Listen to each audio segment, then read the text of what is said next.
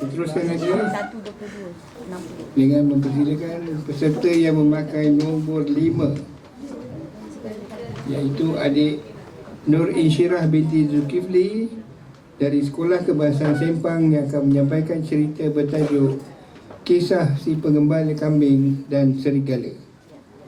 Peserta nombor 5, Nur Insyirah binti Zulkifli, bukan si penggembala kambing dan serigala, tapi batu belah, batu bertangkup.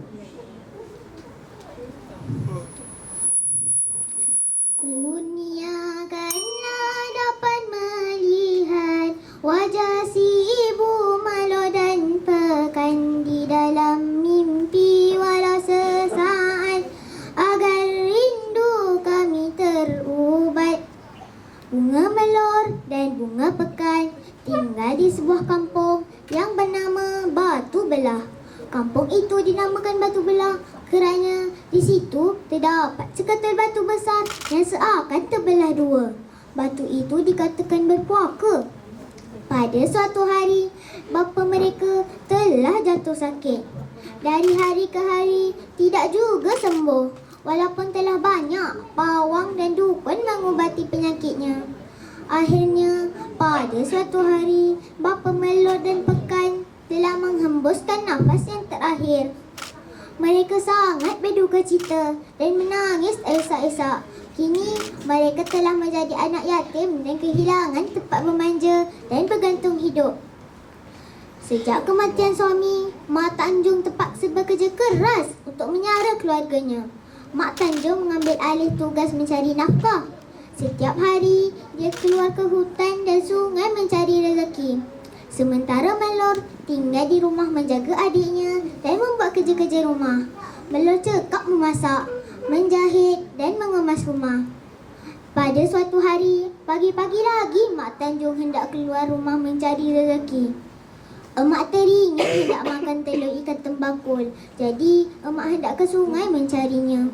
Manalah tahu, kalau bernasib baik, dapatlah emak telur ikan tembakul hari ini, kata Mak Tanjung dengan mata yang bersinar-sinar dan bersemangat.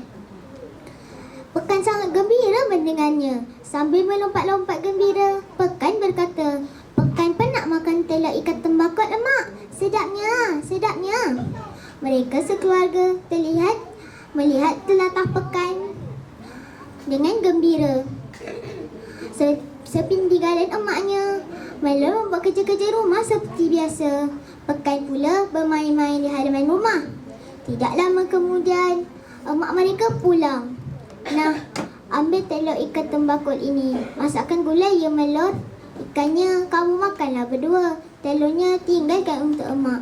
Emak tadi ingin tidak makan telur ini." Kemudian, emaknya pun berlalu kerana hendak mengambil upah mencari di hutan. Semasa berada di dalam hutan, Mak Tanjung terdengar bunyi mengaum yang sangat kuat dari seketul batu yang terbelah. Batu belah itu berpuaka dan akan menelan orang yang masuk ke dalamnya. Siapalah agaknya mangsa yang akan dimakan oleh batu belah pada hari ini agaknya, fikir Mak Tanjung di dalam hati sambil berlalu dari hutan tersebut. Usai menyiapkan gulai hidangan ikan tembakul, Pekan berkata, "Kakak, Pekan sangat lapar. Mana telur ikan tembakul, Kak?" "Telur ikan itu sedikit sahaja, Dik. Jadi kakak simpan untuk emak." "Berilah Pekan rasa sikit, Kak." "Tak boleh, Dek. Kasihan emak. Dia terlalu ingin hendak makan telur ikan itu." "Pekan bukan hendak makan semuanya, Kak. Berilah sikit." Melor terharu mendengar kata-kata adiknya. Kemudian, si kakak pun memberi secubit telur ikan tembakul kepada adiknya. Pekan makan telur ikan itu dengan berselera dan meminta lagi kepada kakaknya. "Sedapnya telur ikan tembakul ni, Kak. Pekan nak lagi lah, Kak." "Tak boleh, Dek. Telur ini tinggal untuk emak," larang Melor kepada adiknya. "Kasihanlah Pekan, Kak. Berilah lagi sikit." Kerana kasihan, si kakak pun memberi lagi sedikit telur ikan itu kepada adiknya. Pekan memakan telur ikan itu dengan berselera dan merengek semula. Apabila kakaknya enggan, Pekan akan merajuk dan menangis. Kerana kasihan, Melur terpaksa mengalah dan memenuhi permintaan Pekan. Begitulah seterusnya yang berlaku. Sehingga lama kelamaan telur ikan itu habis tanpa bersisa. Melur berasa susah hati. Apa yang aku harus buat sekarang? Sambil menangis, Melur mengambil 2 biji telur ayam dan merebusnya sebagai ganti. Tengah hari itu, emak mereka pulang. Selepas mandi, si emak bersiap-siap untuk makan tengah hari. Ketika membuka tudung saji, si emak terfikir, bingung. Mana telur ikan tembakau yang emak suruh kamu masak tadi, Melur?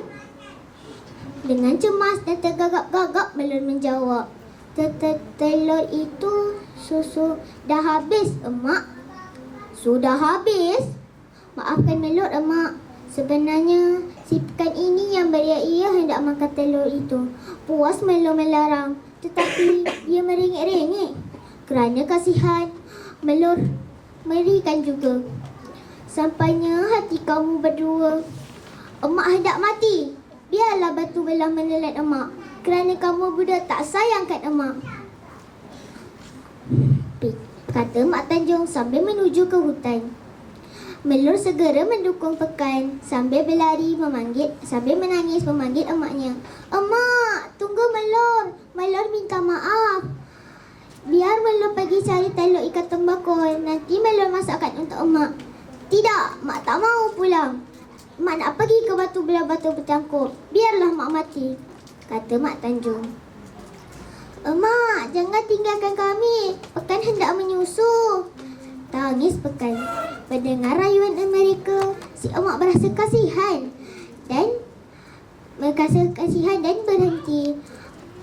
Kemudian si emak pun mengambil sehelai daun keladi untuk dibuat corong. Kemudian ia memerah susunya ke dalam corong itu dan diselit daun keladi itu diselitkan di celah-celah ranting. Kemudian si emak berlari pantas ke hutan. Si emak, Melur dan Pekan berhenti untuk mengambil susu yang ditinggalkan oleh emak mereka dan lalu memberi adiknya minum. Mak Tanjung berlari pantas dan berseru, batu belah, batu bertangkup, telanlah aku, luluhlah aku kempunan makan telur tembakau. Tiba-tiba kedengaran gegak gempita yang sangat kuat dari batu tersebut. Batu belah membuka mulutnya seluas-luas dan menelan emak mereka. Dengan cepat ia bertangkuk kembali dan meninggalkan kesandaran di tepi mulutnya. Apabila Melur dan Pekan tiba di situ, emak mereka sudah tiada. Mereka menangis dan meraung-raung lalu tertidur. Kawan-kawan, pengajaran yang boleh kita ambil dari cerita batu belah batu bertangkup ini, janganlah kita menyakiti sehati ibu bapa kita. Sayangilah kedua ibu bapa kita sepenuh jiwa. Sekian dulu cerita saya. Assalamualaikum warahmatullahi wabarakatuh.